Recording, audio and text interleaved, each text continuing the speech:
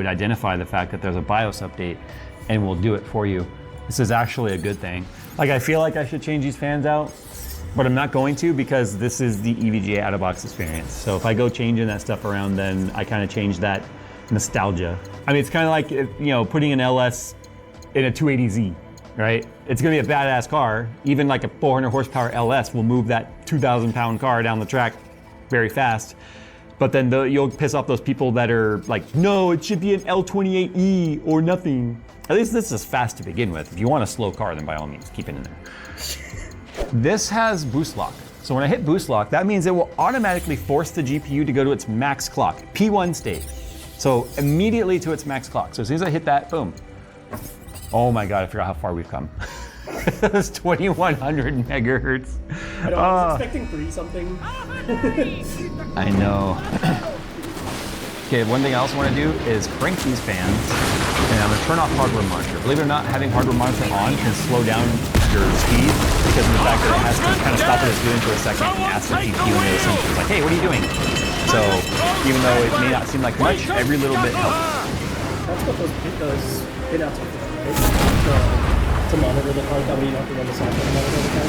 Oh yeah, you probably only want to monitor voltage. And then if you're LN2 potting, obviously you'll have a thermometer for your LN2 testing stuff. Okay, so I'm going to do this right now. I'm going to launch Port Royal.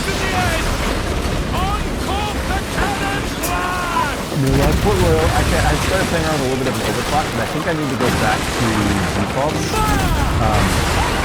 Just kind of see where we are at the box. It's funny how we used to 42, but like this FPS is terrible. Like 69, 70, 70. 4090 looking down should be about 118 FPS stock.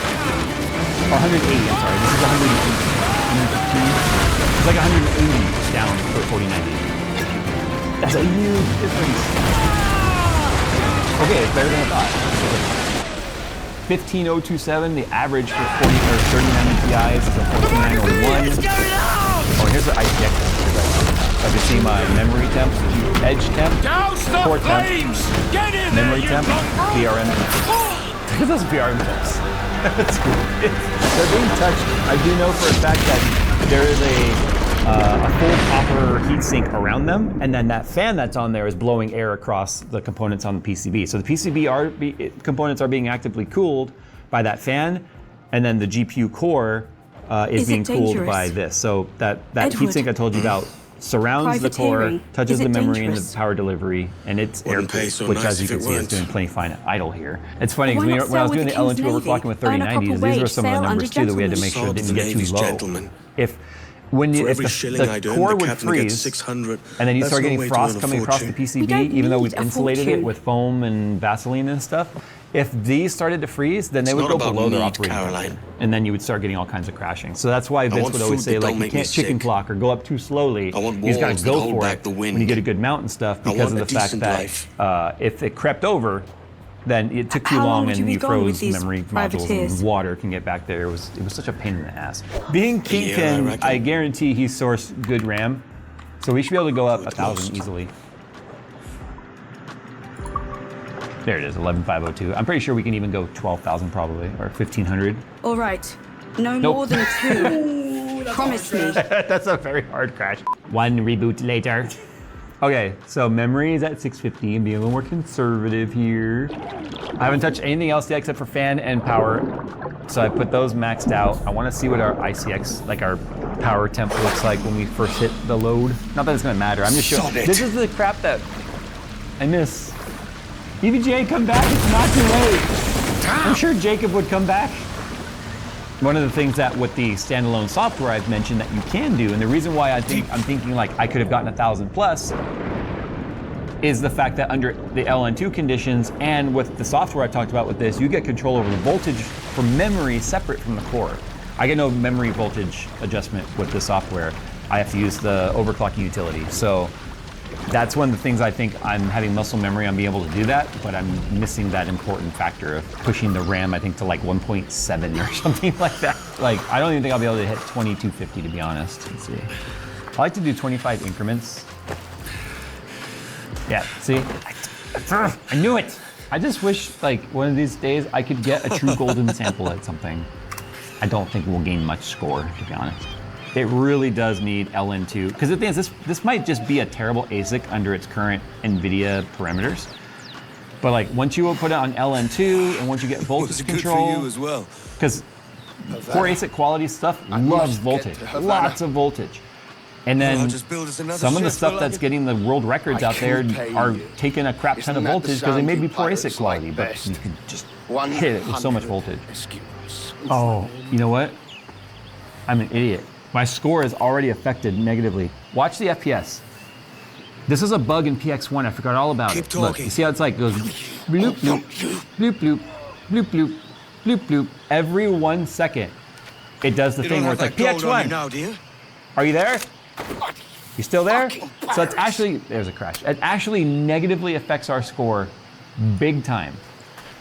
And this was a bug that they never really got fixed. So I'm gonna do this. I'm gonna go 135 on the score, bring it down 1 bin, apply it. The problem is when I close PX1, I lose boost loss, but whatever. I'm gonna close PX1, and I'm gonna run it again. And you'll notice it will no longer be doing that little like, it's like 10 FPS drop. So I bet you that initial run I had going is also flawed. Mate. So it's really should be higher than that 15,000. And we'll do that again after this run just to see if the overclock holds. See how much more steady it is. It's not doing the little like drop every 100 leagues 2 or more seconds to or whatever it is. Havana. Will you walk that distance? I'm starting to feel like I should have just left it on the wall and feeling super disappointed right now. I'm not mad, I'm just disappointed. Come on, this reminds me of the old days where you get like to the very end and the little ramp is coming down and she's walking out and you're like, yes, and then it crashes. It's like, no, son of a biscuit. Okay, here we go. Probably closer to a 20,000 on this run.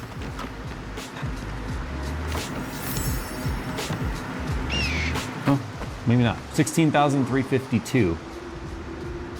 Okay, I mean, we got an improvement. We were at like a 15,100 something before.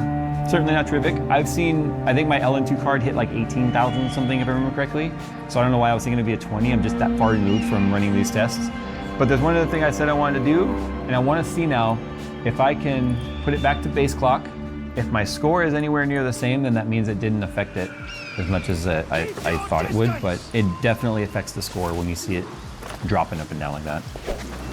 Okay, so 400 points. I mean, that could be somewhat within the margin of error. It's a little bit more than margin of error, but all right, there we go. Just a nostalgic video. I mean, I think a lot of people can share in my, the morning of EVGA. It's been 2 years now since they were like, nope, not doing this. It's really disappointing, but you know, it is what it is. All right, guys, thanks for watching. F in chat or thumb up if you miss EVGA and coming out with this awesome level of hardware. I would have loved to have seen what a Kingpin 4090 would have done with 2 12-volt high power connectors that wouldn't melt. But all right, guys, thanks for watching, and as always, we'll see you in the next one. But it won't be an EVGA card.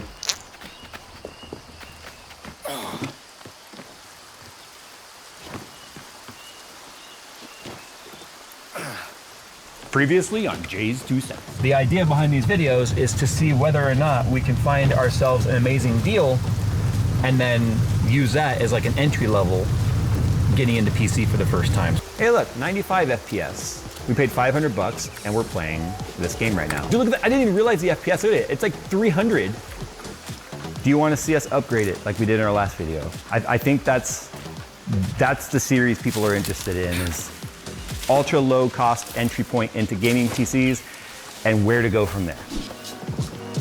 NZXT's build is a quick and easy way to get a new gaming computer. Build a gaming PC on your budget using the built-in configurator and see exactly how your favorite games will perform. Don't want to spec it yourself? Then choose from BLD's pre-configured player PC systems designed to fit your needs and budget. To see the full lineup and specs of the NZXT BLD Player Series pre-built PCs, follow the sponsored link in the description below. All right, so here's that $500, right? 500 bucks, yeah, $500 PC that we recently got. Showed that it was an amazing gaming computer and with a pretty good deal, with a very, it appears to be very lightly used, to be honest.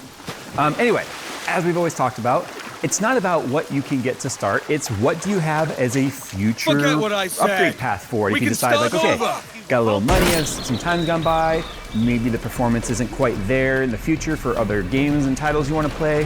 So that's what we're gonna do today. I got 2 things specifically for this tower. that I think are gonna give us the best results. So, first things first, this cooler.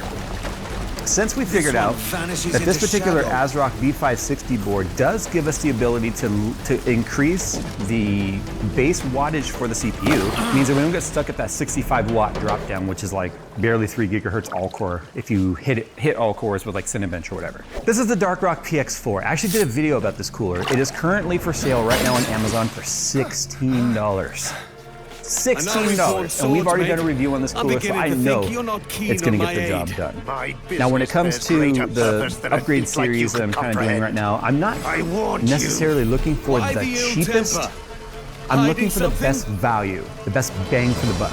So, being a $16 cooler and already knowing how it performs, I think that this is going to get the job done very nicely. Now, I didn't go out and buy this one for this video. I already had it. So, but we're still accounting the fact that it costs $16. As you can see right here, it's got 4 copper heat pipes. We've got our cold plate right there. It comes with a black fan. It's a black cooler. Get plenty of cooling to be able to cool the maximum amount of wattage the CPU is able to produce, which is going to be 170 watts is the highest wattage we saw it drop. Now, it's hitting 100C with this little deep cool cooler right here, which to me might even be worse than the box cooler that comes with Intel, simply because of how wide the heatsink is, like how far apart the fins and stuff are and its density. Plus, it's just a little chunk of aluminum, which is not great. So anyway, we are now in the negative $14. So that means our $500 build, which was about 14 bucks, 16 bucks. Our $500 build now is about to cost us $516 and some change. And it did have free shipping, by the way. So there was no additional like Prime shipping for that. I already have Prime. It didn't cost me anything to get it shipped. So $16 and possibly some change. We'll put the exact number on there. The other thing is the CPU, now that we know that we can upgrade or change the base wattage, I don't feel like an upgrade is necessary. It's an 11700F. Still uses DDR4, which it's actually the last generation for Intel that uses exclusively DDR4. 12th gen and up can use both, depending on the motherboard you go with. So we have 16 gigs of RAM. No need to change that. But we do want to change out this graphics card. Now, this is a Gigabyte Eagle RX 6600. It's a non-XT. Literally nothing special about it at all.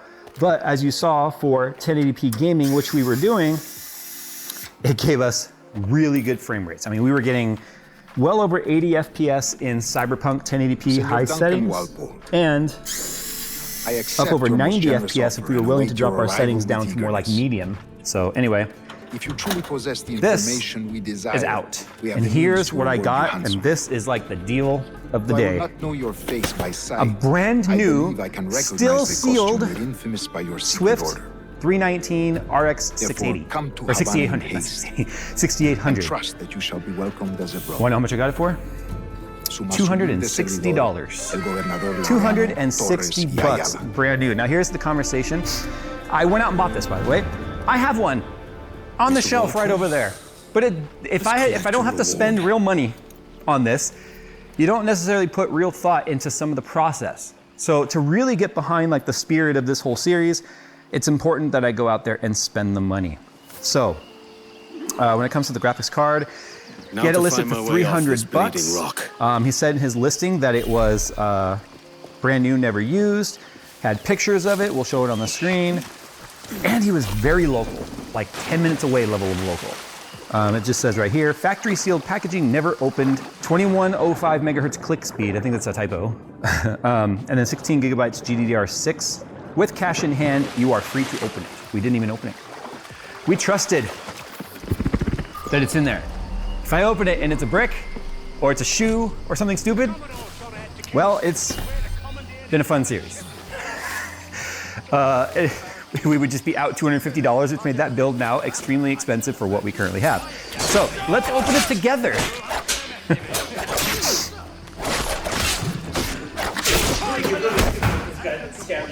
Especially since he knows who we are. Yeah.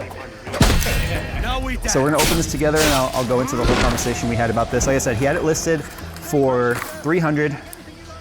I offered 250. We agreed on 260, and here it is. So it's funny that I literally have one of these sitting over there right now. Actually, I take that back. I have a Merc. So the Merc's slightly different. The Merc is more expensive. It's a higher tier for XFX. Okay, this is brand freaking new, just like he said. Even the blue tape seal is still intact right here. So now we have the amazing experience of buying quote unquote used. It's third party, meaning it's not from a retail store. I don't have a receipt. I don't have a way to return it or any of that. It's all sales final. I'm now getting the brand new unboxing experience that you would get with buying something used. So that's or used. That's fun, because let's face it, that's what a lot of people love, is the smell of opening it for the new electronic smell, especially when it gets hot for the first time. So now we have some fun of opening this up. It still has all the plastic and everything on here. You can feel this. Get the satisfaction of that you can never get with used. Cool. We noticed a missed opportunity. XFX just says XXX. They should put an F right there. XFX. Whatever, there it is. Our big old giant dual BIOS card. I forget which BIOS is the higher fan speed BIOS, but it doesn't matter. We can go and adjust all of that in like MSI Afterburner anyway. But I'm not gonna put this in yet because I need to change my cooler, and I don't remember if the back of this case allows for rear access to the motherboard. We'll find out. If not, I have to take the motherboard out. Please. Yes. Okay. So let's go ahead and change